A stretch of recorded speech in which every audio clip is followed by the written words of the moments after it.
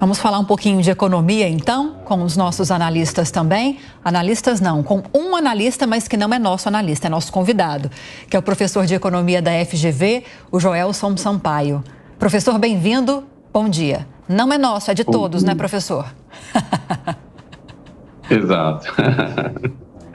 Vamos lá, então.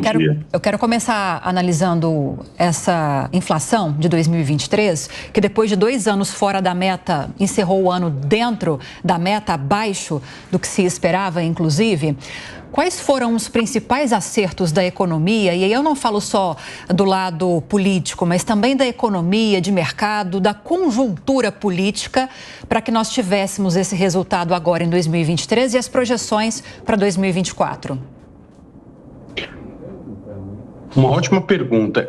Em 2023, a taxa de juros, né, ela foi bastante criticada, principalmente no início ali do governo, né, por conta do nível que estava a taxa Selic, e, mais uma vez, a taxa Selic trouxe aí o resultado de arrefecimento da inflação. Porque no Brasil, desde o Plano Real, o instrumento mais utilizado para combater a inflação tem sido a taxa de juros. Então, a gente tem ali, no início do ano, uma taxa de juros elevada para essa finalidade de redução da taxa de inflação ao longo do ano. Além disso, a gente teve também uma contribuição de fatores externos, né? Ou seja, a gente tem ali já um ano depois do início da guerra na Ucrânia, então você teve ali uma reacomodação das cadeias produtivas globais, ainda tendo efeito, mas muito menores. Tudo isso somado gerou a inflação em 2023 na ordem de 4,6%, que está dentro da meta, né? Lembrando que a meta seria ali o limite em 4,75%, e agora o desafio é 2024, o governo também ter esse cuidado de manter ali a inflação dentro da meta. Professor, mais cedo a gente estava falando aqui sobre uma declaração dada ontem pelo presidente Lula, dizendo que as projeções de crescimento para esse ano aqui terão o mesmo fim das projeções feitas no ano passado, ou seja, serão desprezadas porque estão erradas. O Brasil vai crescer mais do que se projeta no começo do ano. Ele tem lastro para fazer essa afirmação na avaliação do senhor? Ou, como eu perguntei agora há pouquinho para os nossos colegas, ele está simplesmente exercendo aquela função que é uma função de um presidente da República ou de um ministro da Fazenda de animar o auditório, animar a plateia, professor? Exato, ele está colocando ali, tentando ancorar as expectativas de que a economia vai ter um desempenho melhor do que em 2023, e um crescimento acima do que era esperado. Mas a economia é dinâmica, então, assim, é natural, não só no Brasil, fora do Brasil isso acontece, em outros países essa dinâmica é muito similar, de que você, ao fazer essas previsões, o mercado ele olha aquele momento, e a partir, né, daquele instante você tem vários condicionantes e várias variáveis que afetam a economia, tanto internas quanto externas. Então, seria muito difícil a gente imaginar que uma previsão de janeiro ela seria cravada no final do ano, dado que você tem diversas outras variáveis que vão sendo afetadas e também afetam o resultado do PIB. E é importante destacar que essas previsões de janeiro elas são sempre revisadas ao longo do ano. Então, ali já no mês de 2023, você tinha várias atualizações, revisões positivas de crescimento do PIB. E a mesma coisa acontece com o resultado de 2024. A gente tinha uma previsão, já há uma expectativa de uma leve melhora.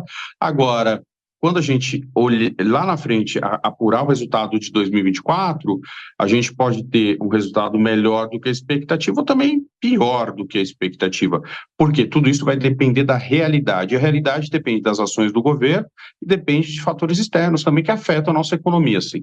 Ou seja, nós temos aí uma economia globalizada que tem uma relação comercial com outros países e que afeta e é afetada por essa relação também. E tudo isso afeta o crescimento do PIB. Então, no final do ano, e ao longo do ano a gente vai tendo essas atualizações, a gente vai ter aí um resultado do PIB provavelmente diferente do que a gente tem agora. Para melhor, é o que a gente espera, todos nós torcemos que o presidente seja certo, ou até pior, dependendo aí dos resultados e também desempenho econômico em 2024. Agora, professor, obviamente que a gente fechar o ano depois de 2 anos fora da meta, com uma inflação dentro da meta, é uma ótima notícia para o Brasil, para os setores que movimentam a economia.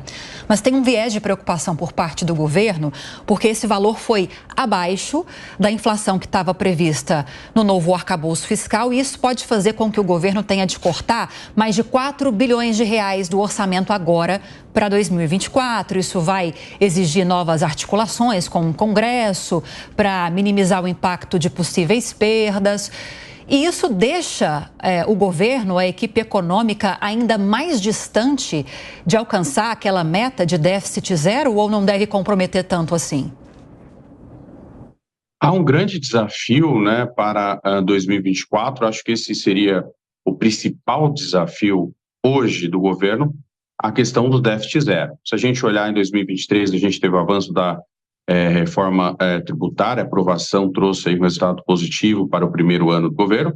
Agora, o déficit zero, a gente tem aí realidades cada vez mais desafiadoras. Somado ao que você acabou de colocar, temos aí a questão da reoneração, ou seja, o governo teve de novo uma perda perante o Congresso em relação à proposta de reoneração, porque a manutenção da desoneração da folha de pagamentos, ela gera aí um resultado negativo em termos de arrecadação em torno de 16 bilhões, o que técnicos do governo já estão pensando em alternativas para aumentar a arrecadação, que seria ali a tributação do de minimis, né, que é aquele, hoje, as compras feitas no exterior até $50, elas são isentas. Então, há já essa expectativa de alguma proposta de começar a tributar também essas compras para conseguir melhorar o resultado de arrecadação e, com isso, melhorar o resultado fiscal. Porque a gente tem ainda esse desafio fiscal para 2024 e, certamente, esse resultado fiscal ele vai afetar diversas outras variáveis relevantes para a economia.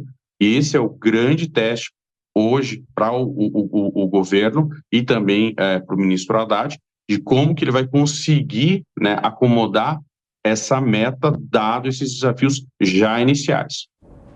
Conversamos com o professor de Economia da FGV, Joelson Sampaio, a quem agradeço muito as explicações de hoje. Professor, bem-vindo sempre, bom dia, bom fim de semana. Bom dia. Obrigado.